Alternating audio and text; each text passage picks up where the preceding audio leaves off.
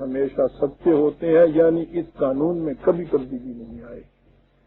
یہ معنی ہوتے ہیں جہاں خدا یہ کہتا ہے ومن اصدق من اللہ حدیثا، خدا سے زیادہ بات کا سچا کون.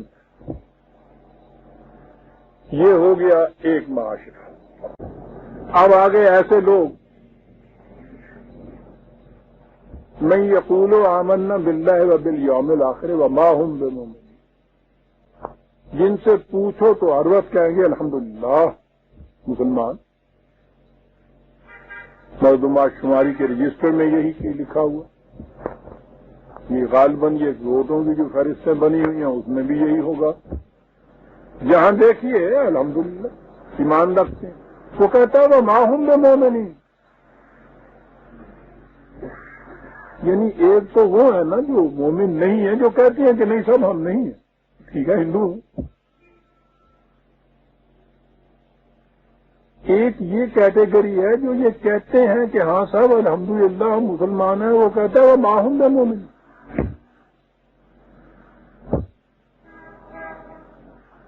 سوچیے یہ کون لوگ. قرآن کریم میں جہاں کہیں منافقین کا ذکر آتا ہے تو ہمارے ہاں تو یہ عام بات ہو گئی نا. منافقین کہ جی وہ مدینے میں ہوا کرتے تھے رسول اللہ کے زمانے میں، تو اس کے بعد ان کا خاتمہ ہو گیا، تو یہ ساری آیتیں ان کے متعلق ہوئی. یہ آیتیں جتنی بھی ہیں ذلت اور خواری اور نسبت اور یہ ساری زبون حالی، یہ یہودیوں کے متعلق. یہ چیز کے غلط عقائد انہوں نے پیدا کر لیے اور غلو میں محبت اور عقیدت کے جوش میں بندوں کو خدا بنا لیا عیسائیوں کے مقابلے. یہ چیز کے ساتھ یہ خدا کو چھوڑ کے اوروں کی پرستش کرتے ہیں، احکام مانتے ہیں. یہ مشرکین قریش کے متعلق انہوں نے پوچھو تو متعلق کی کہ جی جنت ساڈے واسطے ہے.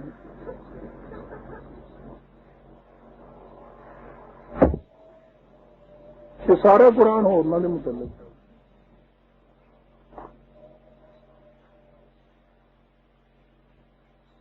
ذرا سوچیے تو صحیح جو وہ یہ کہہ رہا ہے کہ وَمِنَ النَّاسِ مَن يَقُولُ آمَنَّا بِاللَّهِ وَبِالْيَوْمِ الْآخِرِ. ان لوگوں کو دیکھو وہ بھی ہیں، جب پوچھو کہتے ہیں الحمدللہ صاحب ہم ایمان لائے ہوئے ہیں. وَمَا هُم بِمُؤْمِنِينَ، انہیں وہ منافق کہتے.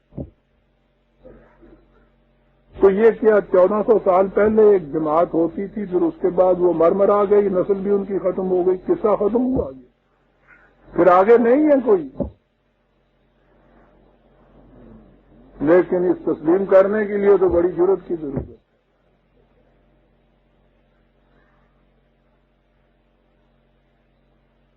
ہر وہ دعوے دار ایمان کے یا اس نظام کے کہ جو اپنے دعوے کی صداقت کا ثبوت اپنے اعمال سے نہیں دیتے، منافقین کے زمرے میں شامل ہوتے.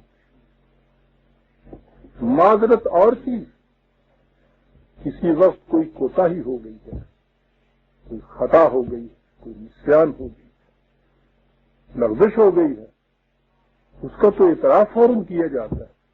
نہ روش زندگی یہ ہو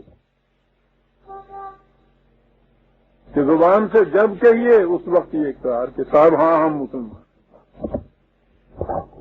اعمال سے کبھی اس کی تصدیق نہ.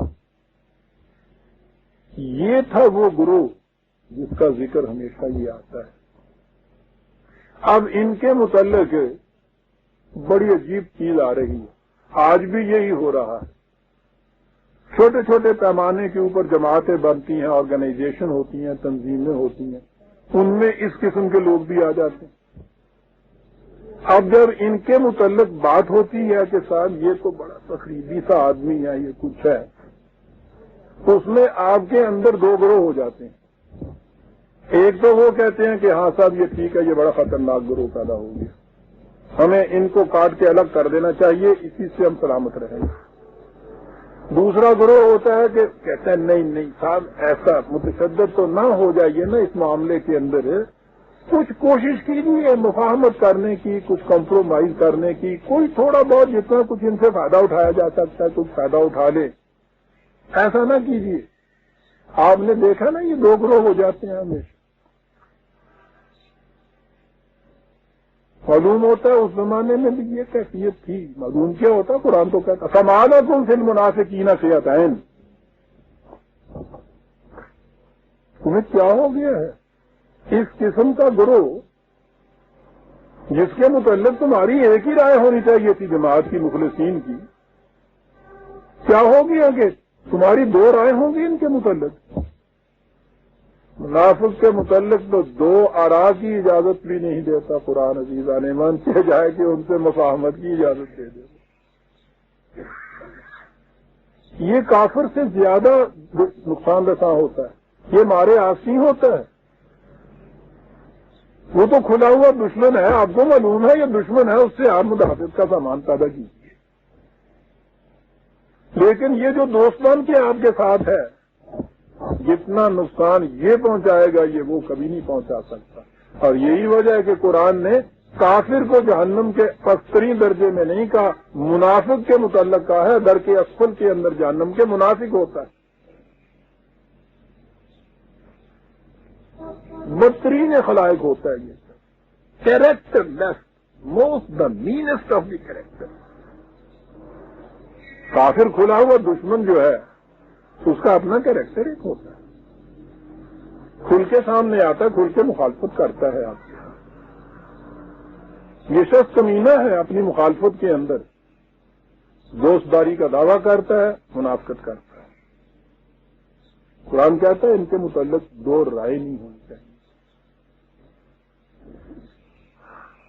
آج بڑی اہم آ گئی کون سی نہیں. واللہ ارکسہم بما کسبوا. یہ جس سمجھ پہ جا رہے ہیں، جو کچھ تم دیکھ رہے ہو کہ یہ کچھ کر رہے ہیں، یہ اس کو کسی معاملے میں اونڈا کر دینا کہتے ہیں.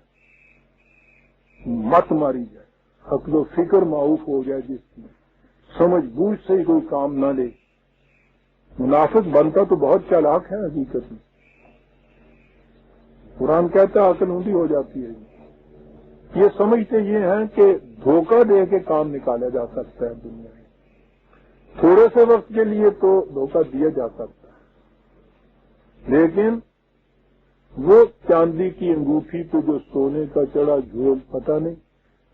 مولانا اسماعیل میرے تھی کہ یہ نظم بچپن میں کیسے عمدہ نصاب ہوتے تھے وہ صاحب. صاف سادہ چھوٹے چھوٹے پیمانوں کے اندر یہ نظمیں تیسری چوتھی جماعت کی کتابوں میں ہوتی تھی.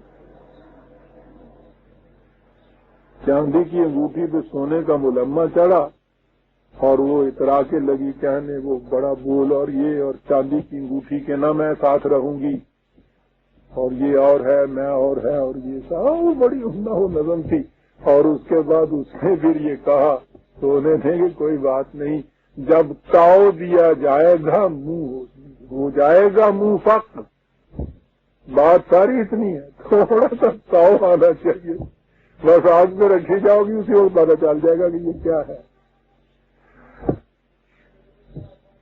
یہ جھول تو جو اوپر چڑھ جاتا ہے منافقت کا بڑی جلدی اتر جاتا ہے. اگر ادھر صداقت ہو، جرت ہو، دو رائے نہ ہو ان کے متعلق، منافقت کو ڈھیل یا دوسری رائے والے جو ہوتے ہیں یہ دیتے رہتے ہیں.